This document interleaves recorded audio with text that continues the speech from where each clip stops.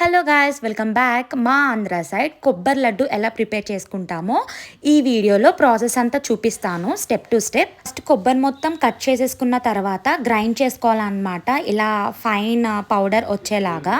దాన్ని తీసుకుని మంచిగా ఒక బౌల్లో వేసుకుని ఫ్రై చేయాలి. ఆయిల్ కానీ గీ కానీ యూజ్ చేయము. ఫ్రై చేసుకునే టైంలో మంచిగా డ్రై అయ్యేలాగా ఫ్రై చేసేసుకోవాలి. వాటర్ కూడా మనం యూజ్ చేయము. కొంతమంది వాటర్ వేసుకుంటారంట, కాకపోతే మేము వాటర్ వేయలేదు. ఎందుకంటే వాటర్ వల్ల బూజు పట్టేస్తుంది అనమాట, పాడైపోతుంది, ఎక్కువ రోజులు ఉండదు.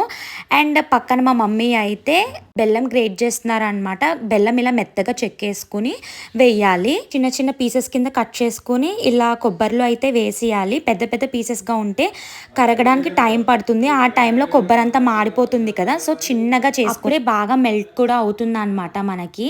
నేను వేస్తూ ఉన్నాను, మా మమ్మీ ఇంకొక పని ఇలా చెక్కుతూ ఉన్నారనమాట.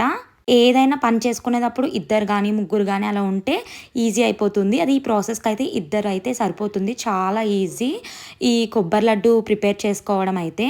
ఇక్కడ నాకు ఈ వంటింట్లో ఉన్న పని తీసివేయడం, ఇంకా అలా తిప్పడం అనమాట. అంతే మన పని. మిక్సింగ్ అంతే. మొత్తం బెల్లం అంతా వేసేసి మంచిగా అయితే ఇలా మిక్స్ చేసేసుకోండి, అంతా కలిసేలాగా ప్రాపర్గా చేసుకోండి. లేకపోతే కొబ్బరి మిగిలిపోయి చప్పగా అనిపిస్తుంది అనమాట, స్వీట్గా ఉండకుండా.